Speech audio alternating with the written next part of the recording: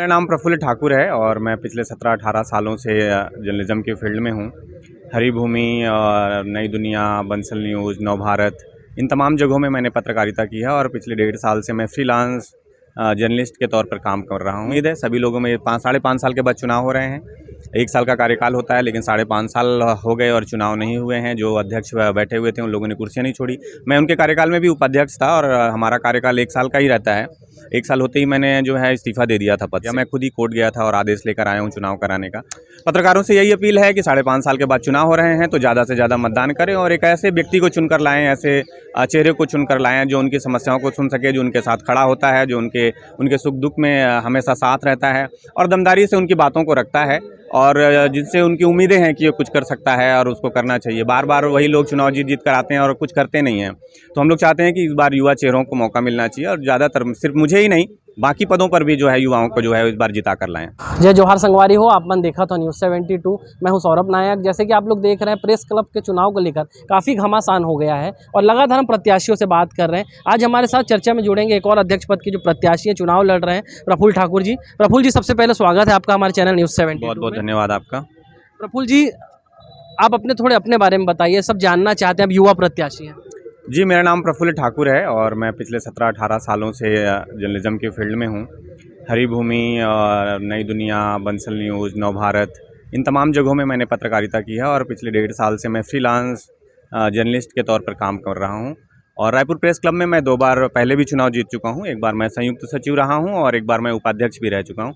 इस बार मैंने अध्यक्ष पद की दावेदारी की है और अध्यक्ष पद का प्रत्याशी हूँ।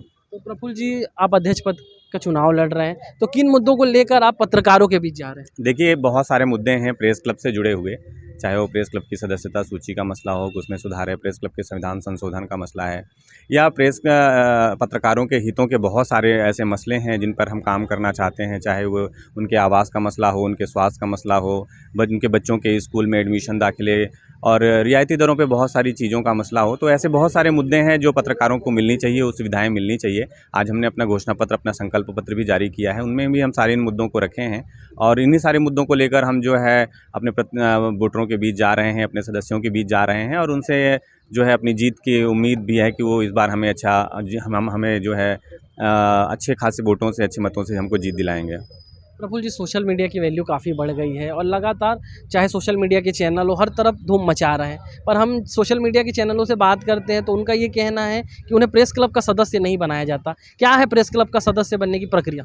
नहीं, ऐसा नहीं है। देखिए, प्रेस क्लब में अभी तक जो संविधान है प्रेस क्लब का, उसके मुताबिक प्रिंट और इलेक्ट्रॉनिक मीडिया के लोग ही उसके सदस्य हो सकते हैं, लेकिन अभी वेब मीडिया का चलन बढ़ा है और तो हमारी कोशिश होगी, इसलिए मैं बार बोल रहा हूँ कि हम संविधान में संशोधन करेंगे। हालांकि अभी बहुत सारे ऐसे पत्रकार जो प्रिंट और इलेक्ट्रॉनिक मीडिया में रहे हैं, वो पत्रकार अगर वेब मीडिया में गए हैं तो वो अभी प्रेस क्लब के सदस्य हैं, लेकिन हम नए सदस्यों को जोड़ने के लिए भी संविधान में पहले संशोधन करेंगे और इसके बाद नए सदस्यों के जोड़ने की प्रक्रिया भी अगर शुरू करेंगे, अगर हम जीत जाते हैं तो। प्रफुल्ल जी, आप पत्रकारों के बीच जा रहे हैं, कैसा रिस्पांस मिल रहा है, क्या कह रहे हैं? बहुत बढ़िया रिस्पांस मिल रहा है, हमें जीत की पूरी उम्मीद है। सभी लोगों में 5-5.5 साल के बाद चुनाव हो रहे हैं। 1 साल का कार्यकाल होता है, लेकिन 5.5 साल हो गए और चुनाव नहीं हुए हैं। जो अध्यक्ष बैठे हुए थे उन लोगों ने कुर्सियाँ नहीं छोड़ी। मैं उनके कार्यकाल में भी उपाध्यक्ष था और हमारा कार्यकाल 1 साल का ही रहता है। 1 साल होते ही मैंने जो है इस्तीफा दे दिया था पद से।